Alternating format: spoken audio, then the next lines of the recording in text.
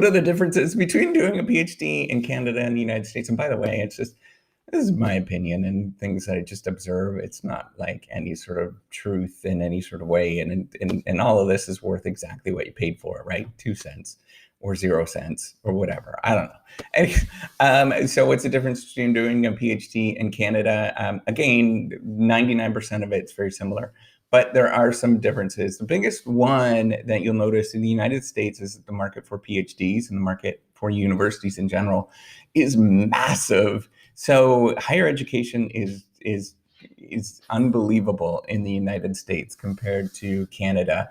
So in Canada, there's only schools every so often, only universities every so often, and then of those, the people that are doing research in the particular area that you're interested in, there's only a handful of major schools that are doing that, right? So in my field, so every province has really good people and sort of are people that are doing some interesting research, but there are only so few of them. So I grew up in Northern Ontario, if you know where that is. So it's Dryden, Ontario, in the middle of nowhere. If you look it up, it's really far, it's really remote, and the closest university is 4 hours away in either direction, in any sort of direction.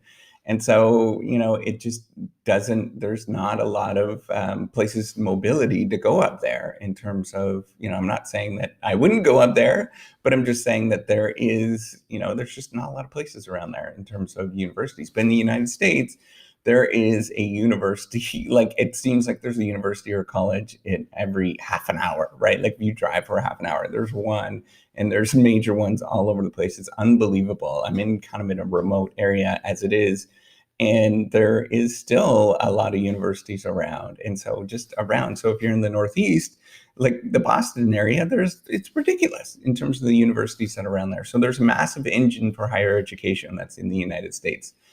Which is a big thing.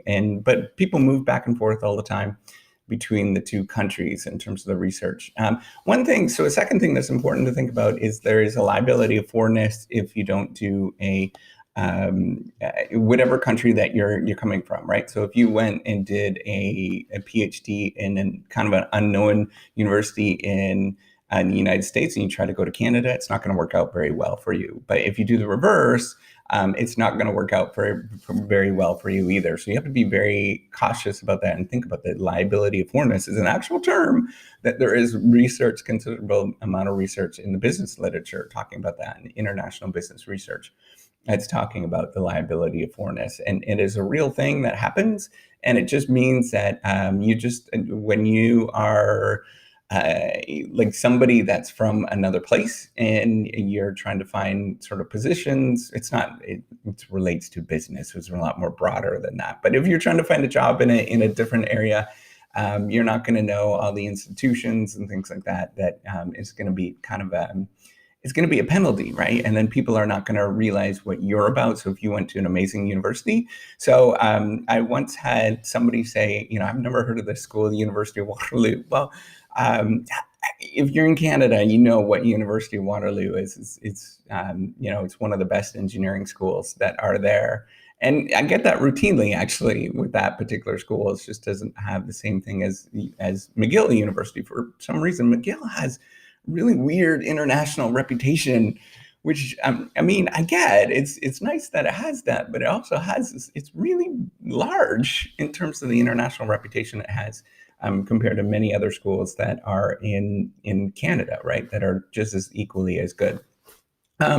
So the other thing is, so the third thing that's important that you realize when you're there is that, so Canada, it's generally easier to get scholarships and bursaries through granting agencies that they have. So NSERC and National Science Engineering Research Council and the SSHRC, which is the social sciences one, it generally are a lot more, they give scholarships a lot more than NSF and NIH. So that's my dog running around with her toy. So NSF and NIH are really difficult and notoriously difficult to get any sort of grants and bursaries or anything like that from them. So if you do get that, congrats to you. You're probably an amazing person. And so you just have to sort of realize that. And NSERC and SHRC are really competitive as well, extremely competitive. But it's generally a little bit easier than NIH or NSF. If you get an NSF, you get one or two within your lifetime NSF grants in the United States. You're doing a phenomenal, at least in my field. You're doing extraordinary. A lot of people don't get them. So yeah, in Canada, it's pretty routine to have NSERCs and SHRC grants. But they're tricky to get though as well. So the fourth thing that I think is kind of funny, but growing up in Canada, I'm used to it. So lots of people complained how cold it was where I was at, in terms of the people especially the people that came from the United States to go and do their PhD up in the Great White North. But I don't think it's any different than, it's actually probably a lot warmer than the Northeast in the United States. So if you go to the Boston area, that gets really cold and a lot of snow. So there's lots of places around the sort of Toronto area, and lots of universities. This is where most of the universities are. There's a lot in the university in British Columbia as well. Those places are actually pretty reasonably warm. So they're not going to get too much colder than about -10 in the winter in terms of Celsius. And, for the most part, they're going to be hovering around 0, depending on where you are, on a pretty regular basis, right? So and especially out in British Columbia, it's going to be warmer than that. It's going to be above 0. It's rare to get snow out there. So there is some major differences between those particular, like people do complain about that. I don't know why.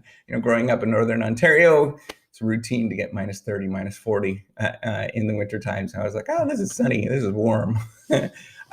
So the last one is that there seems to be, in the United States, seems to be more opportunities, and people are a little bit more open with industry collaborations and things like that compared to Canada. I know that people want that to happen, but I don't think, and if you actually look at the numbers, if you look at the GERD numbers, GERD. So it's basically national percentage of research and development. I used to teach this actually in my class. If you look at the differences, there's significant differences in how much research and development that's being done by government versus the industry in those countries. So there's a lot more research and development that's happening in the United States that's done by industry than there are in Canada.